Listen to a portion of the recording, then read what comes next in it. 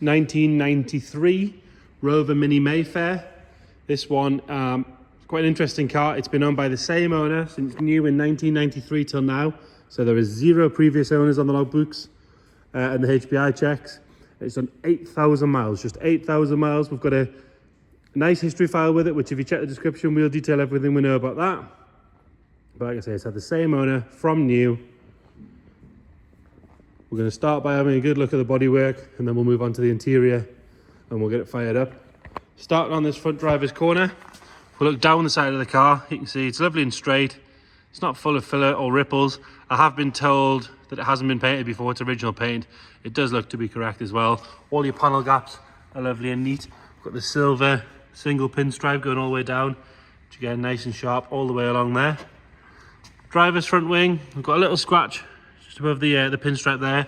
But other than that, all these seams are lovely and clean. As you can see, they're normally a bit of a corrosion hotspot.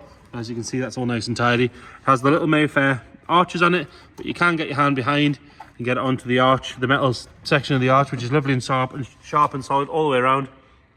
Good quality wheels, tyres, Pirelli tyres all around, I believe, but we'll double check. Pirelli on this one, loads of tread left in it. And the original spec hubcaps, they do have a few scuffs on them, but they are easy enough to replace. Coming down this driver's side, we've got a couple of marks on the paint there where it meets the door. The sill is lovely and tidy all the way along. It still has the correct open vents as well. You can see underneath the rest of the floor, all nice and clean. No real marks to note on the driver's door until we get back here. There's a couple of little marks from the key. And we've got a couple of stone chips down here. Now they are full of polish, so they look worse than they are, but at least you can see them on the camera. Coming down onto the rear arch, you can see that subframe mounting point. That's all nice and clean and tidy. And again, you can get your hand right in behind that plastic arch and give it a good crunch. That's all nice and tidy. Coming up onto this pillar, we do have a couple of little scratches just here. Again, they are full of polish, so they look worse than they are, but they are there. Onto the roof. Again, lovely and clean. There's no ripples or dents. Around the sunroof is tidy. There's no sign of any corrosion or anything coming through there. In the gutters, they're all clean. It's got the correct plastic trim on it with the covers. Around the screen, on the front here, again, nice and tidy. No sign of any corrosion. All the glass down this side, nice and clear. No ingrained scratching or anything in that. Going round onto the back. Both rear tail lights, nice and bright. The chrome work on the rear bumper is good. And down the bottom there where the hinges are, lovely and clean.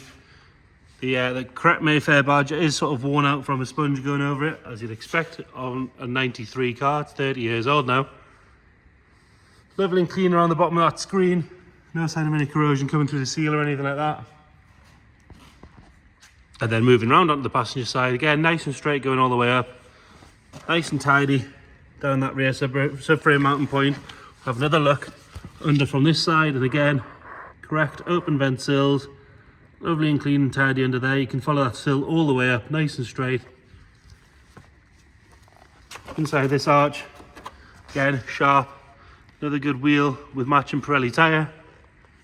Not really any marks to note. You've got no stone chips down here. You've got this little seam down the bottom there, with no sign of any corrosion coming through there. And then there's the same seam across the top again, lovely and clean. There's no real marks apart from a tiny little scuff on the passenger door there. And then onto the front wing, again, no sign of any corrosion inside that arch. Another good wheel with matching Pirelli, so we've got Pirellis all around. This seam, again, nice and tidy, no sign of any corrosion coming through there. Front chrome bumper, that's good, as are the headlights and the spotlights. Paint is flaking off the spotlights. If it was me personally, I'd remove them. For me and Mayfair's sort of nicest and simplest form, but they have been on from new. They are part of the car, so again, it's entirely up to the buyer. A little bit of pitting on the chrome. In fact, actually, it's watermarks that I'll polish off, ignore that. There is a bit of pitting on this one, but they are quite easily replaced. The grille, lovely and tidy. There's no ripples or dents in that. Underneath the bumper, again, nice and tidy. Up onto the bonnet, we've got a little scratch here.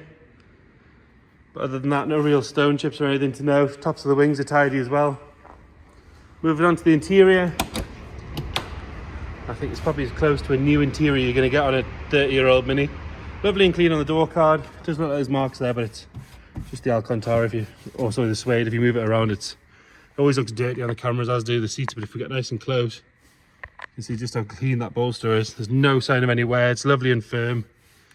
Really, really good. No real wear at all on the steering wheel. 8,544 miles. The wood dash, which unusually hasn't had the lacquer fail, is really nice all the way along. Standard Rover stereo. All nice and clean. The carpet sets are good. They're dark. We'll pull the bonnet while we're there. Top of the dash, that's all good. And then into the rear. Again, it doesn't look like it's had any use at all. Really lovely and clean. As is the headlining, even around the sunroof. Normally you get a couple of marks around there, but that's all good. It's even got this little extra visor on there. Nice touch. It tells you something about the car's ownership and history, doesn't it? Into the boot. We've got a spare wheel in here, which we'll pull out for a second. We'll have a good look at the boot floor.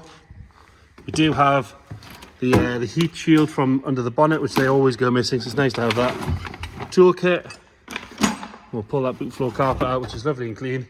Underneath, really nice and tidy. The battery box cover is still there. No sign of any corrosion coming through in the usual spots.